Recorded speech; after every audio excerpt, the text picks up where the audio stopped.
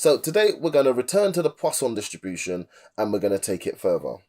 One of the first distributions that we came across was the binomial distribution. And after we were familiar with it, we saw how we can actually conduct a hypothesis test based on a binomial distribution, where the context of a scenario fit the criteria to be modeled by a binomial distribution. Well, now that we're similarly familiar with the Poisson distribution, we're going to want to be able to conduct a hypothesis test based on the Poisson distribution, where the context of the situation fits the criteria to be modeled as a Poisson distribution. So, let's start with a reminder of the anatomy of a hypothesis test, the steps we would go through to conduct and record and communicate a hypothesis test, because we're going to do exactly the same steps with a few changes where appropriate. Through further maths, we're going to do multiple hypotheses tests, and they're each going to follow this same structure, this same anatomy. So, in terms of a recap, we always start with our hypotheses, and these hypotheses are based on the population parameter. In a binomial distribution, the population parameter is P, the probability that the event happens. In a Poisson distribution, the population parameter is lambda, the rate at which the event happens. Next came the description of the test statistic. So writing this out in words, or at least knowing in our head exactly what X represented. So X is the number of heads you achieve when you flip it 10 times. We know the probability of achieving heads. Together, we can then form the distribution. X follows a binomial distribution, n is 10, p is 0.5. So, the number of heads achieved when you flip a coin 10 times follows a binomial distribution where n is 10 and p is 0.5. The significance level we usually write as alpha, and the expectation, we know how to calculate the expectation for the binomial distribution. After we've got those, we use a sketch and an observed value, and we show the region, the probability region, we would then be calculating. And what we're calculating is the probability of the observed value, or even more extreme, the observed value or even further away from the expectation. Once we got that value, we'll make a comparison. We'll then make two conclusions. The mathematical conclusion about whether or not we reject H0, and then the contextual conclusion, which brings the context, the original context of the question, back into play. So, we should be very familiar with this hypothesis test on the left-hand side, and we should be happy to use exactly that for a hypothesis test for the Poisson. Let's see how that works out. So, here in this question, we're told that accidents used to occur at a certain road junction at a rate of 6 per month. Every month, there'll be 6 accidents, or on average, there would be 6 accidents. The residents petitioned, they put together an argument, they asked permission for a traffic light to be set up. In the month after the lights were installed, there was only 1 accident. So that seems like there's been a reduction. Is that reduction due to chance, or is it a significant reduction based on the fact that they now have traffic lights? And that's exactly what the question then goes on to ask. Does this give sufficient evidence that the lights have reduced the number of accidents? Use a 5% level of significance. Okay, so let's do some of the usual things. We're going to set up some hypotheses. As I said, the population parameter this time is lambda. So H0, lambda equals 6. H1, if there's been a reduction in the number of accidents, lambda is going to be less than 6. So, there are our two hypotheses. The description of the test statistic, what we're actually measuring here, is the number of accidents that happened in a 1 month period. So the number of accidents per month. That's what X represents. So, the distribution itself, X follows a Poisson of 6. Our significance level is 5%. The expectation isn't actually going to be calculated. We know that 6 is our expectation. So, on a diagram, 6 is going to be the peak. 6 is going to be the highest point. Now, the diagram, let's not forget, has some skew. It has positive skew. It's been stretched out towards the right-hand side. 6 is here at the peak, and we can put on 0. We can't put a top limit though, because we know that the Poisson distribution is infinite. There is no top limit. Okay, so we put these two onto the diagram. We then want to add the observed value, which is 1, and we'll shade in this region over here. This is the region we're going to calculate.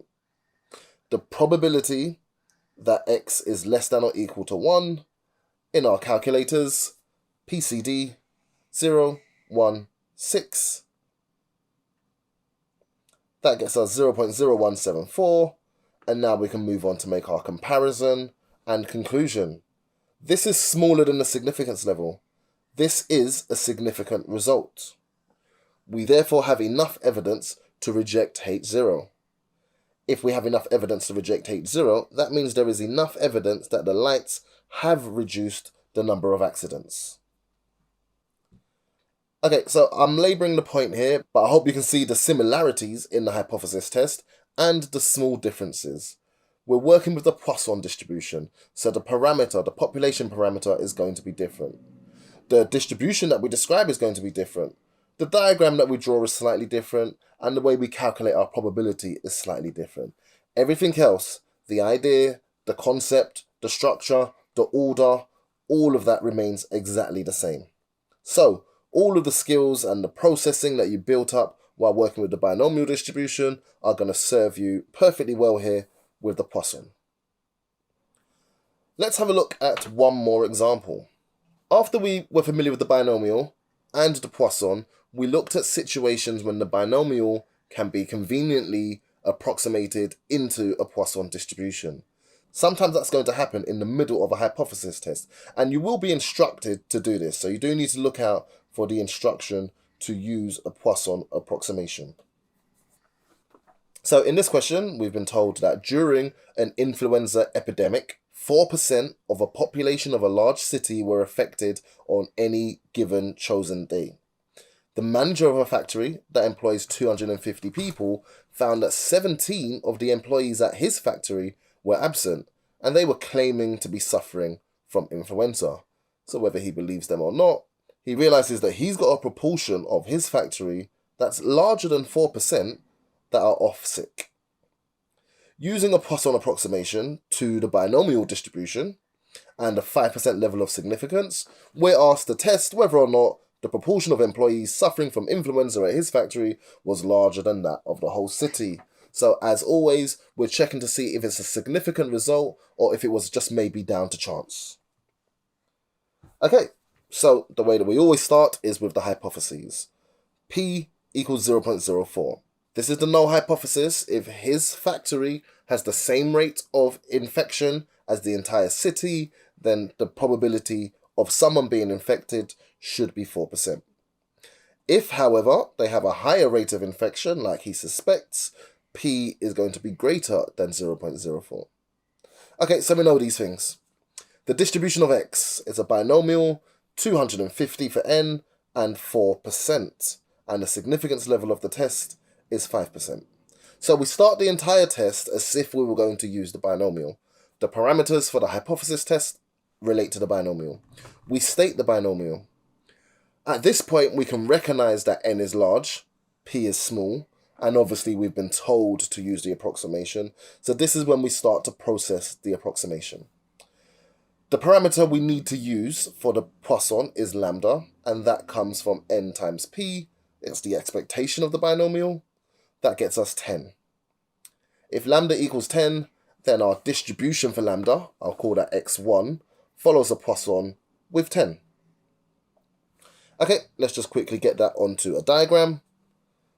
Getting the positive skew, I can have the 0 and the 10 and not much more. We observed 17 employees were absent. 17's over here. This is the region we're interested in. We're going to calculate the probability that x1 is greater than or equal to 17.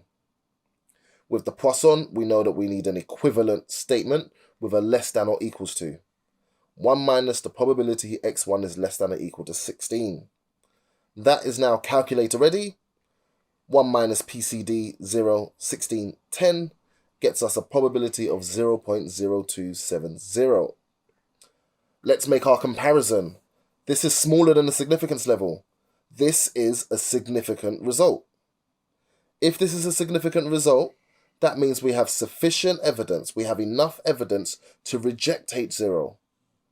And that means there does seem to be enough evidence that the proportion of employees suffering from influenza at this factory is larger than that of the whole city. So that is the conclusion that we would feed back to the manager. Whether it's larger because they're more at risk in this factory, because they don't wear PPE in this factory, because some of them are actually calling in sick when they're not really, that's down to the manager to figure out. But us, as statisticians, we're just going to feedback there is evidence that the proportion of employees here in this factory suffering from flu or reporting to be suffering from flu is larger than that of the whole city. Okay, so that's the hypothesis test that we'll be using for the Poisson distribution. I've shown you a standard one-tailed test. I know you know what to do for a two-tailed test, and here be on the lookout for a test where it starts with the binomial and you're asked to approximate into the Poisson. The biggest mistake students make here is that they will use lambda for the null and alternate hypotheses. We'll follow the context of the question. Originally, the manager wanted to check the proportion of employees, not the rate of employees, the proportion of employees. That's the indicator that null hypothesis gives us P equals 0.04.